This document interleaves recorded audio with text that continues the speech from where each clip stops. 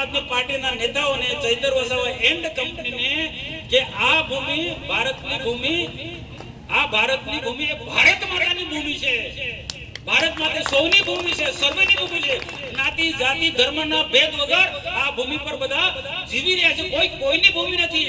અમે એવું નથી કહેતા કે અમારા બાપની ભૂમિ છે, તો તમારે એટલું સમજી લેવાનું કે તમારા બાપની ચૈતરના બાપની પણ ભૂમિ નથી. આ એટલા ટકોરીઓ ને દેખાતું નથી, આંધળાઓને દેખાતું નથી. સરકાર કેટલું કામ કરે છે, સરકાર કેટલું કામ કરે છે. આપણા વિસ્તારમાં તમે જો આદર્શ નિવાસી શાળાઓ, એકલવ્ય મોડલ સ્કૂલો, કોલેજો, સાગબારામાં કોલેજ, ડેડિયાપાડામાં કોલેજ, વાલિયામાં કોલેજ, રાજપીપળામાં કોલેજ, બિરસા મુંડા યુનિવર્સિટી, આદિવાસીને જબરજસ્ત મોટી ભેટ આપી ભારતીય જનતા પાર્ટીની સરકારે. નરેન્દ્રભાઈ આ સમાજને કેટલાક તોડવાના કેટલાક લોકો પ્રયત્ન કરી રહ્યા છે, સમાજને તોડવાના કેટલાક લોકો પ્રયત્ન કરી રહ્યા છે.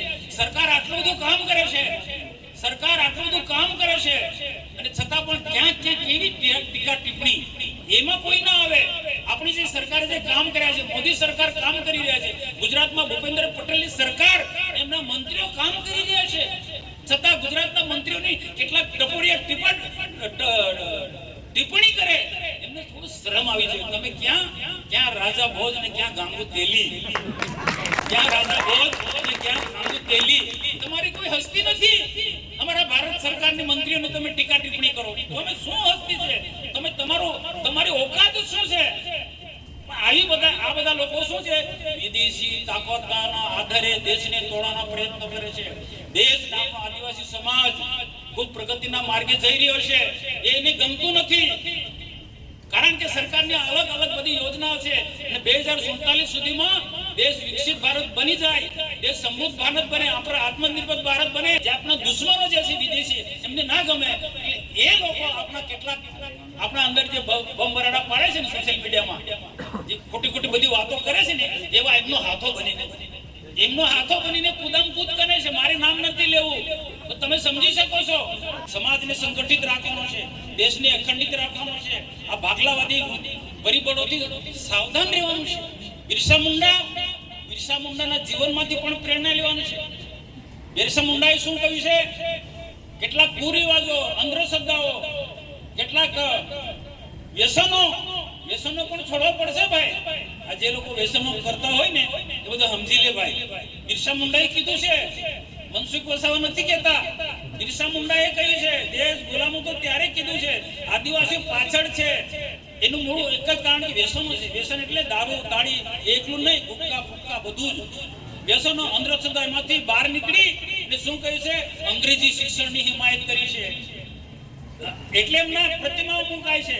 એને ભગવાન તરીકે લોકો કેમ માને? એમનું જીવન એવું હતું કે બિરસા મુંડાની જન્મ જયંતિ એ તે વખતે એકલા નહીં, એના પહેલા પણ ગુજરાતના જ્યારે મુખ્યમંત્રી હતા ને શાળા પ્રવેશો, કન્યા કેળવણીનો મહોત્સવ, દીકરીઓ ભણે, દીકરા ભણે, સારી નોકરી કરે, દીકરીઓ ભણે અને સારી નોકરી કરે, અને આદિવાસીઓમાં ડ્રોપ આઉટ રેશિયો અધોગતિથી શાળાનું શિક્ષણ છોડી દેવાનું પ્રમાણ ખૂબ નીચું હતું. તો એ લોકોમાં શિક્ષણના માટે ક્રાંતિ લાવવા માટે એ ડેડિયાપાડામાં આવ્યા, 3 દિવસ રોકાયા. અમારા મોતીભાઈ, શંકરભાઈ બધા અમે અલગ અલગ એમની સાથે રહ્યા હતા. અને ત્યારે દેમોગરા માતાના પણ દર્શન કરવા માટે હતા. આ આંધળા લોકો, મૂર્ખ લોકોને ના દેખાતું હોય તો પૂછી લેજો, અમારા ડાન્સિંગભાઈને પૂછી લેજો. તેના ટ્રસ્ટીને અભિનંદન આપું છું. મારા મોદી સાહેબનું દેમોગરા માતાજીનું દર્શન કરવા ત્યાં ભવ્ય સ્વાગત કર્યું, પેલા આપણા કેટલાક લોકો એવું લોકો ચૈતર જ કહે છે, ધારાસભ્ય એ ગણેલો છે, અને કેવી વાત કરે સોશિયલ મીડિયામાં. એવું કે મોદી સાહેબ આવે તો મરઘો લઈ જાય, હોટલ લઈ જાય, દારૂ લઈ જાય, અને માતાજીને ચડાવે ને ખાઈ ને જાય. આ તને સભ્યતા છે ભાઈ? પ્રધાનમંત્રી માટે આવું બોલાય? આવું બોલાય?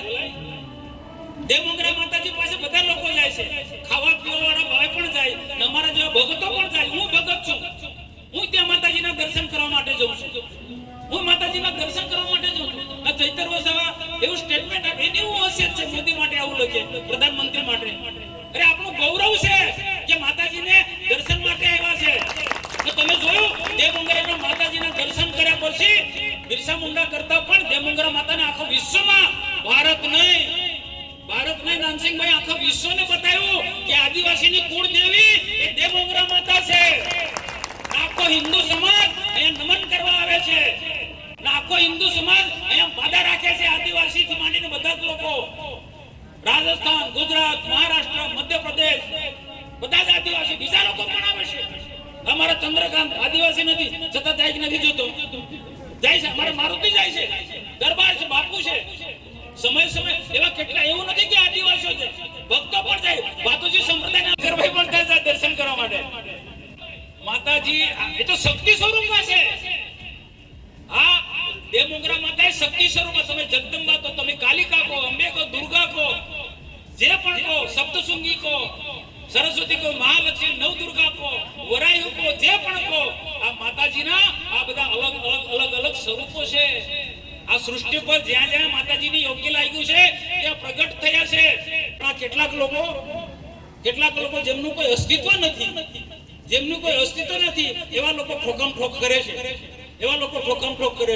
કે મોદી સાહેબ, ભાજપ અહીંયા મજબૂત કરવા માટે, મોદી સાહેબને અમારા મોતીભાઈ એકલા કાપી છે. અહીંયા મોતીભાઈ પણ નીકળી પડીને બધાના ચોપડા સાફ થઈ જાય. મારું છે ભાઈ, અમારું મોતીલાલ એકલા, બીજા કોઈને બી જરૂર નથી. એનામાં એક ત્રેવડ છે. તો અમારા મોદી સાહેબને તો અમારે એમને તો આશીર્વાદ જ કાઢી જરૂર છે. પણ આ અમને છંછેડાના પ્રયત્નો કરે અને પાછો ચૈતર વસાવા અને બીજા એમ કે મારે એ આ જવાબ નતો, પણ એમને જવાબ આપવો પડે. મેં તો હું જવાબ ના આપે તો એ ચાલુ લે. આપણે ભારત માતાજી કે વંદે માતરમ એની ટીકા ટિપ્પણી કરી ચૈતર વસાવા એન્ડ કંપનીએ. અને પાછા એમ છે કે આ ભારતની ભૂમિ મોદીની નથી, આ ભારતની ભૂમિ અમિત શાહના ભારતની ભૂમિ મોદીના બાપની નથી, ભારતની ભૂમિ અમિત શાહના બાપની નથી. આ રીતના એમને સ્ટેટમેન્ટ આપ્યું. બહુ જોરશોરમાં મીડિયામાં ચાલે છે, સોશિયલ મીડિયામાં ચાલે. તો અહીંયા મારે એમ કેવું છે આમ આદમી પાર્ટીના નેતાઓને, ચૈતર વસાવા એન્ડ કંપનીને, કે આ ભૂમિ ભારતની ભૂમિ, આ ભારતની ભૂમિ એ ભારત માતાની ભૂમિ છે. ભારત માતા સૌની ભૂમિ છે, સર્વની ભૂમિ છે. જ્ઞાતિ, જાતિ, ધર્મના ભેદ વગર આ ભૂમિ પર બધા જીવી રહ્યા છે. કોઈની ભૂમિ નથી. અમે એવું નથી કહેતા કે અમારા બાપની ભૂમિ છે. તો તમારે એટલું સમજી લેવાનું કે તમારા બાપની, ચૈતરના બાપની પણ ભૂમિ નથી. આ ચૈતરના બાપની ભૂમિ નથી કે કેજરીવાલના બાપની પણ આ ભૂમિ નથી. આ ભારત માતા એ સૌની ભૂમિ છે, હિન્દુસ્તાનીઓની ભૂમિ છે. તમને શરમ આવી જોઈએ, તમને શરમ આવી જોઈએ કે ભાઈ તમે કોને આ માટે શબ્દ વાપરો છો? પ્રધાનમંત્રી માટે આવો શબ્દ વાપરો, અમિત શાહ માટે આવો શબ્દ વાપરો. ગૃહમંત્રી કેટલો સબળ ગૃહમંત્રી, આખા દેશને, ગુજરાતની અંદર કાયદોના વ્યવસ્થા બિલકુલ સ્ટ્રોંગ બનાવી છે. વાદીઓ હોય કે દેશદ્રોહી હોય, આજે આખા દેશની અંદર એમનો સફાઈ બોલાવી દીધો છે. આપણા ગુજરાતમાં પણ મતદાર યાદીમાં શુદ્ધિકરણનું અભિયાન ચાલે છે. એટલે ખોટા લોકો આવા ઘૂસી ગયા હોય એને કાઢવા માટે થોડી મહેનત તો કરવી પડે. તો એટલે ક્યાંક બેલો કે એમાં જે કામ કરનારા લોકોને થોડી તકલીફ પડે, એના માટે હું દિલગીરી વ્યક્ત કરું છું. સરકારને એવો કોઈ આશા નથી, સરકારનો એવો કોઈ આશય નથી કે કોઈ કર્મચારીને હેરાન કરવાના. આજે ખોટા લોકો જે છે, ખોટા લોકો, અને કાયદો તો બધે સરખો હવે. એ બિહારમાં કાયદો અહીંયા લાગે, હવે પશ્ચિમ બંગાળમાં વારો આવવાનો છે. આજે નર્મદા જિલ્લાના બાળ વૈજ્ઞાનિકોનો પ્રદર્શનનો કાર્યક્રમ હતો અને બહુ મહત્વનો કાર્યક્રમ. ત્યારે દેશના પ્રધાનમંત્રી નરેન્દ્રભાઈ મોદી સાહેબ દેશને 2047 સુધીમાં વિકસિત ભારત બનાવવા માંગે છે અને એક ક્ષેત્રની અંદર દેશનો વિકાસ કરવા માટે આગળ વધી રહ્યા છે. ત્યારે શિક્ષણનું ક્ષેત્ર એક અતિ મહત્વનું છે. તો આજે બાળ વૈજ્ઞાનિકોના જે કાર્યક્રમની અંદર જિલ્લા પંચાયતના પ્રમુખ ગેરહાજર રહ્યા, ધારાસભ્ય બંને ડેડિયાપાડાના ચૈતર વસાવા ગેરહાજર રહ્યા, દર્શનાબેન પણ ગેરહાજર રહ્યા અને જિલ્લાના પ્રાથમિક શિક્ષણ અધિકારી અને માધ્યમિક શિક્ષણ અધિકારી પણ ગેરહાજર હતા. એટલે મેં જાહેરમાં ટકોર કરી કે ભાઈ આ બાળ વૈજ્ઞાનિકોને આજે પ્રોત્સાહન આપવા માટે બધાએ અહીંયા આવવું જોઈએ. તો કોઈકને કોઈ કારણસર બધા ગેરહાજર રહે એ બરોબર ના કહેવાય. એમના પ્રતિનિધિઓ આવવા જોઈએ. કેટલાક લોકોને જે અમને સૂચનો મળ્યા કે આ દાખલા કે દર્શનાબેન આવતીકાલે આવવાના, પણ ચૈતર વસાવાનો કોઈ ખુલાસો નથી. એ ચૈતર વસાવા પંચમહાલમાં, સંતરામપુરમાં સભા કરતા હોય, દક્ષિણ ગુજરાતની અંદર સોનગઢમાં મોટી સભા કરતા હોય, રાઠવા વિસ્તારમાં, છોટાઉદેપુરમાં, આવી રીતના અલગ અલગ જિલ્લામાં જ્યારે ઘરનો જિલ્લો હાચવે ભાઈ ચૈતરભાઈ વસાવા. અને આ નર્મદા જિલ્લાના બાળ વૈજ્ઞાનિકોનો કાર્યક્રમ હતો. અને આવનારા દિવસોમાં આ જ વિદ્યાર્થીઓમાંથી કોઈ આઈએસ અધિકારી બનવાનો, આઈપીએસ અધિકારી બનવાનો છે, કોઈ ડોક્ટર બનવાનો, કોઈ એન્જિનિયર બનવાનો, કોઈ સારો ટીચર બનવાનો છે. તો આવા વિદ્યાર્થીઓને આજે પ્રોત્સાહિત કરવા માટે બધા જ લોકો ઉપસ્થિત રહેવું જોઈતું હતું. મતદાર સુધારણાની પણ મેં જે વાત કરી કે ભાઈ આ એક રાષ્ટ્રીય કાર્યક્રમ છે. આખા દેશની અંદર જે બોગસ મતદારો છે, ખોટા મતદારો છે, એને કાઢવાનો રાજ્ય સરકારનો, ભારત સરકારનો સુંદર પ્રકારનો આ અભિગમ છે ને એમાં બિહારની અંદર એ સફળ ગયા છે. આજે પશ્ચિમ બંગાળ હશો કે બિહારની કે કેટલાક એવા રાજ્યો છે, સરહદના રાજ્યો, કે ત્યાં પાકિસ્તાનના કે બાંગ્લાદેશના કેટલાક લોકો વર્ષોથી રહે છે અને મતદાર બની ગયા છે અને કેટલીક દેશ વિરોધની પ્રવૃત્તિને આવા લોકો કરી રહ્યા છે. તો આ મતદાર સુધારણાનો કાર્યક્રમ રાષ્ટ્રીય કાર્યક્રમ છે ને રાષ્ટ્રહિતનો કાર્યક્રમ છે.